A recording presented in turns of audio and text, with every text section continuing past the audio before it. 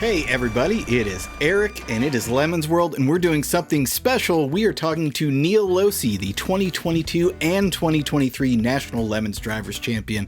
He ran enough races this year to easily cinch the Drivers Championship, but we owe Neal a rundown of his 2022 season because he ran every single 24 hours of Lemons race on the calendar, the first time anybody's ever done that. Now, 2023 was Neal's 13th season of Lemons. He's done 94 races and won 22 indexes of affluency, which is probably the most, but counting's hard. So starting from the top, why did you want to run every single race in 2022, Neal?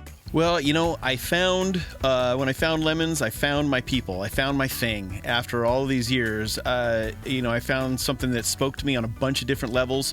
And almost from the beginning, I thought, I need to do more of this. By year 5, I wanted to do the entire season, and it finally worked out where I was able to do it that year. And it just, it's something that called to me, and I felt I needed to do. And I like the idea of trying to do something that somebody hadn't done before when that came around, and I thought about it that way. But it was more just something I wanted to do for myself. You only have a short time on this planet, and I wanted to do something that was important to me and something I'd always wanted to do, and I went after it. So when you talked to us at the end of 2022, you mentioned to me that it was the best year of your life. What made it so special for you?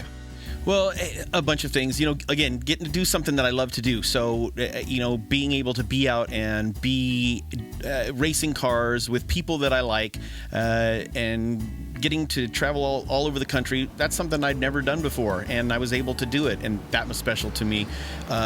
Being able to actually set a goal for myself and then do it is something special to me. It's not usually kind of the way that I do things. And just the friendships that I made, the cars that I got to drive, the parts of the country I got to see that I'd never seen before. It's still, it's a year later, and it's still just ringing through kind of who I am. It's changed me as a person. I think I'm a better person because of Lemons, but also because of my experiences of last year. So during the year, you saw probably a lot of stuff you hadn't seen before, good and bad. What kind of things really stood out as surprises from 2022? Well, on a personal level, it was a surprise that I flew anywhere. Up until last year, I'd flown maybe 10 times in my life. And, I'm not young, and I flew like double that I've ever flown in my life last year, and I found out that I actually like to fly, and it's no big deal, and all of the things that people talk about air travel being frustrating and hard, I got away with it not being that way. It worked. Almost every flight worked like it was supposed to work, so that was a surprise. And the fact that I didn't get sick, the fact that nobody in my family died, the fact that I didn't have to get called away on anything else and was able to pull off this year-long quest, especially that certain period where I think there were 7 races in 9 weeks, and I was able to do that. It was all a surprise. I didn't know how this worked. I didn't want to tell people I was doing it because I was afraid it was going to all fall apart and people would be hopeful that it was going to work. So it was a surprise that it actually worked. Gotta ask you, favorite tracks you went to? Oh, yeah. So just on tracks alone, Barber is amazing. I'll go to Barber every single time we go to Barber. It's got such a great flow. Sears Point, that's one that I race all the time, and I still love it. It's still one of my all-time favorites. I loved, surprisingly, because people told me I probably wouldn't, I loved Thompson and I loved New Hampshire, and not necessarily because of the tracks, but because of what was going on the tracks was so frantic and so insane, and having to be like alive and awake the entire time to watch out everything going around you, to not get caught up in something was just a thrill. I was able to do both tracks without getting a black flag, which was incredible, and so I liked both of those tracks too. I'd love to do both of them again. NJMP, maybe not the track itself, but the party there was everything that Lemons should be on a party. It was crazy and awesome, and it was a great introduction to the East Coast region for me. All right, I hate to ask this question, but I have to ask it. What were your favorite cars that you drove in 2022 alone? I know you're over 100 for all of them, but just in 2022, can you narrow it down to a couple favorites? Well, it's hard because I did drive 37 cars in 1 year. In 21 races, 37 cars with 29 different teams or something. I have to say, my all-time favorite is the Volvo 544 that I drive all the time. But for cars that I'd never driven before, Dave Carpenter's Cressida in the Northeast, amazing. Just so much fun and such a fun team to run with. That car is incredibly capable. All of the Wildman from Lake Charles, Hebert's cars are a hoot to drive. Tons and tons of fun to drive those. I also really like the Prelude that Michael Zarin runs because I learned a lot of tracks driving that. He let me drive it at every Northeast track, and it helped me learn the tracks because it's just a point-and-shoot car. So, of course, those. And Corey Dickman's El Camino, big brute that was a ton of fun to drive. All of those were ones that stand out to me. But everybody's car had something special that I loved about it. There wasn't a car that I hated the whole time. I just was happy to be driving them and taking part in this thing that another Lemons person built. So I had a bunch of things that I really liked. But those ones kind of stand out to me just off the top of my head. So you mentioned you traveled outside of regions you had never visited. What kind of makes them, at least in the Lemons world, unique? What makes each of the regions themselves? And, is there something that's then also similar about all of them? Well, I would say the thing that's similar about all of them is the people. Every place I went, I met these great people. People that I want to hang out with all the time. I want to go to all these tracks again because I just want to hang out with the people. People are great. The other thing that's similar is every track has a similar type going. There is an Amanda Tully at every track that I race. There's a Cerveza team. There's a team that stay away from them. And I learned those. Also, Northeast, the most aggro drivers, even they're really friendly people, and then out of the track, elbows everywhere. Even Class C cars are throwing elbows at each other. And it's the same way on the highways there, I found, too, but maybe there's something to that. But the Midwest, most polite, lovely food at the parties, most polite on the track. The South has the most cars that seem to run other series. There seems to be a lot of cars from other series in there. The Gulf, I noticed a lot of multi-car teams, more than anywhere else. There are teams with lots of cars. The West Coast, where I am all the time, that one, hardest. I think it's the hardest to win because if this top car doesn't win, there's one right behind him. If that one doesn't win, there's one right behind him. If that one doesn't win, there's one right behind him. It's the fastest overall at the top, I think, in the West out of all the places that I've been. There are fast cars everywhere, but there's multiple fast cars in the West, and it seems hard to win there.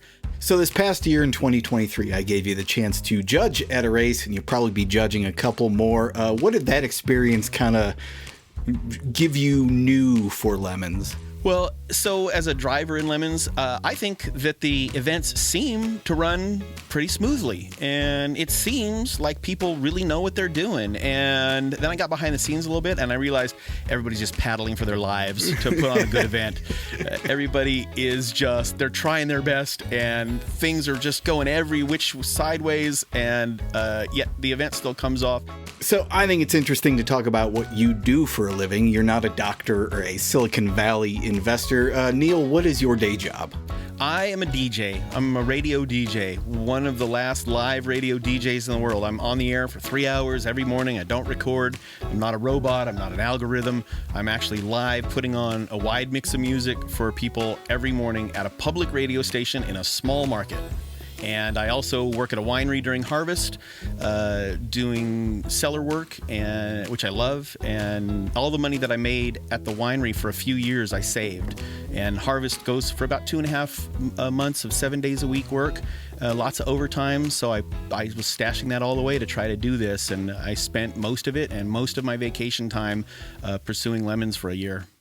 Neal, why don't you run us down some of the numbers from 2022? Well, 37 cars, that was a big deal, and 29 teams, 21 races. There was a bunch of things that there were a lot of cars I'd never driven before, a bunch of tracks I'd never driven before during that year.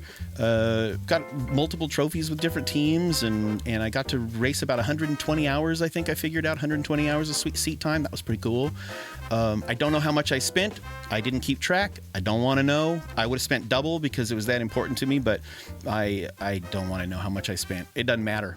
So all told, Neal has driven 104 different 24 Hours of Lemons cars. We wanted to do something fun with some of those, so we're going to go with just the 37 cars that he drove in 2022, and we're going to play a quick word association game.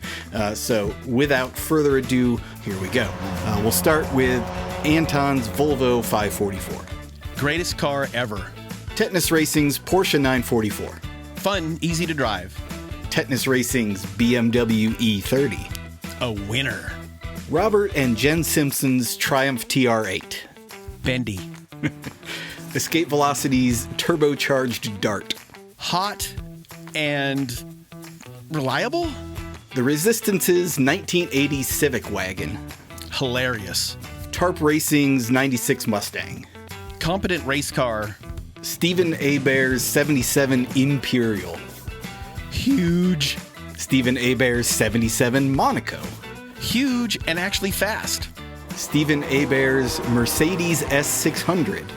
Needs brakes. Stephen Hebert's E36 318i convertible. Angry and loud. The Pontiac Togen. Cocaine. Corey Dickman's 454 El Camino SS. 13-gallon-per-hour monster. Ranwin Park's Solstice. Point and shoot. Salty Thunder's Fiero. Awesome car. Brad Scholl's Saab swapped Fiero. Sketchy and Brad, why? Hangar 13's Vega. IOE needed. Scott McMichael's EXP. Boomin' beats. The Project Mercure XR4 Ti. Surprisingly fast. Bodge Engineering's Rolex SD1. Talent deserving wider recognition. The Walter Owen Bentley Chrysler 300C. Classy AF. Ed White's 2003 Boomer Bird. The name says it all. Buttercup. Streets of San Francisco, screeching tires. Chris Overzet's Trophy Truck. Truck of many costumes. Chris and Rose Sweeney's Dodge Dakota. IOE deserved. Awesome people. The Fireball Racing Fairlane. Gorgeous. The Quantum Wagon. One of my favorites of the year. Bad Decisions Volga. The only parts that broke? BMW. Bad Decisions Pontiac Transport. Lemons in a nutshell.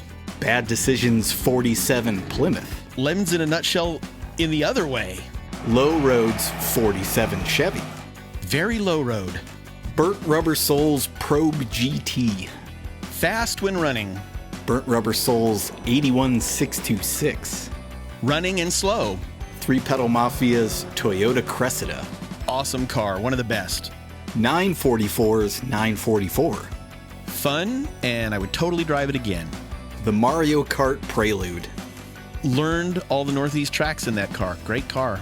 And finally, the Nine Finger Drifters Corolla Wagon. Fun little beast of a car, and very honored to have gotten to drive it and race with my good friend Johan. 169 Mallark Toyota has been running great. Well, Neal, thank you for joining us on Lemons World. We will see you at the track a bunch in 2024. You can't get rid of me. Hey, Lemons World. I wanted to take a minute to thank everybody that helped me do my 2022 season. I couldn't have done it without the help of a ton of people. I want to thank all the car owners and the team members that made space for me in all of those great cars I got to drive. I want to thank everybody that got me to and from airports, the people that fed me, the people that gave me places to stay in their RVs or hotel rooms or car trailer floors. Also, a big thanks to the organizers, Jay and Nick, for encouragement and logistical logistical help, and also a big thanks to the staff. I want to thank my employers and my coworkers for making room in schedules for me to be able to get away and go do this. Also, a big thanks to my friends and family for encouragement, and huge thanks to my wife for getting me to the airport at ungodly hours multiple times. What I'm saying is it took a lot of people for one guy to do something super cool, kind of stupid, and ultimately awesome. And I just want to thank everybody that helped make that happen for me. It was the best year of my life, and I couldn't have done it without you. And speaking of it being the best year of my life, I want to encourage everybody that does Lemons to take the opportunity to race in a region you've never been. There are so many good people across Lemons. You will have such a great time, and it'll be something that you remember forever. Race at a track you've never been to before. Go to a region you've never been to before. You're going to love it, and I highly encourage it. Thanks again to everybody for making me have the best year of my life in 2022. Every second you don't subscribe or watch one of these videos, another Vega is sent to the crusher. Won't you help us save Classic?